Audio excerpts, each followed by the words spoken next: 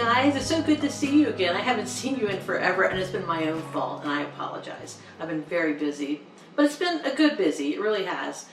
I moved into a new place and if you could see it, I'm sitting in a room with a bunch of junk because this is my second bedroom in my new apartment and I don't have enough space. I moved from a townhouse with 3 floors to a 2-bedroom apartment, so we will see. I will get this straightened up. And I'll have something behind me at some point too, other than blinds, hopefully. Well, today we're going to talk about joy. And I know if you're starting out on a divorce journey, you're probably like I was. You thought, there's never going to be any joy. My life is over. Things are ruined. There's no joy in my life now. I'm just going to survive. That's not the case. Believe me, it's the most painful thing that most of us will ever go through in our lives. At least it was for me. And at the beginning of it, I didn't even live.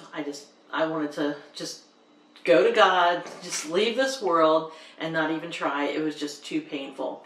But here I am, how many years later? Oh my gosh, 10, 12, and I feel great. There's challenges. There's still challenges associated with a divorce, what it does to your family, what it does to your finances. But I'm convinced that you can still have joy even in the pain. The reason I'm focusing on joy today is because my 3rd book is going to be about joy, finding joy. My first book is called My Story, My Divorce, God's Promise, The Beginning.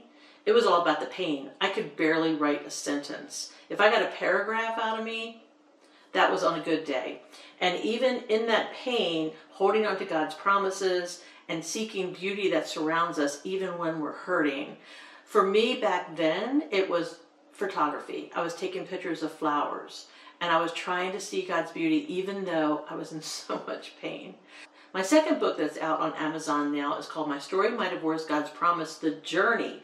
And in the journey, it's more logistics. Don't sign anything, hire an attorney, all the way from not being able to breathe to forgiveness and all these different things that I'm hoping can help somebody on their journey, because I sure didn't know what to do. I didn't know how to go about finding an attorney. I didn't know how to go about financing it. It's a scary, scary process, and I hope that it'll help someone. My 3rd book is going to be called My Story, My Divorce, God's Promise, The Joy.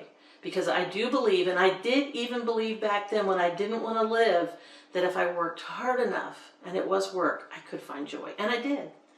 That's the book I'm working on now. I'm kind of slowly putting it together, and I'll probably put it together on my blog as we go along. I remember back in my deepest depression, even then, I don't even know if I knew it.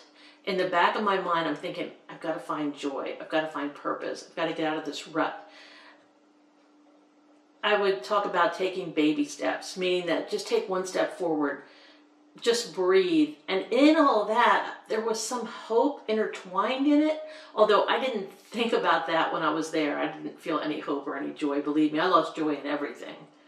That's a process too. You can work on reestablishing your joy, but for me it took years, literally years. But I wrote a poem back in the early days of my pain. It's called God's Beauty. It's in one of the books I wrote. There is beauty that surrounds us even in our pain. A tiny bit of sun and light cascading through the rain. From where I sit I find it, if I take the time to see, a glimpse through tears, God's beauty, and it's surrounding me. And I held on to that hope and that promise. And like I said, there's so many things that can bring you joy. It can be taking a deep breath in of fresh air. It can be holding your grandchild's hand, like in my case. It can be a friendly person on the street that smiles and says hello. It can be a beautiful sunset. It can be cooking a delicious meal. It's endless what can bring us joy. What I'm going to try to do is do some videos on joy as I'm developing this book. Any feedback that you have, I would love to hear. If you have ways that bring you joy and you want to share them with me, I'll share them on this YouTube video as well. If you want me to, just let me know. So the next thing I'm going to do, and I've already written it on my blog, but I'll do a video on it next time, is talk to you about the definition of joy. Just what is it? How does it affect our lives? And all my little posts are going to be really, really short and quick. Hey guys, that is it on Joy. Be sure to check out Amazon for my other books and see if you're interested in purchasing one. I'd love if you follow my blog. I'd love if you sign up for a newsletter. I actually have 30 days of prayers for people going through the beginning of this journey that I can, if you email me, and my email address is on the blog, I'd be happy to send you those. It's digital.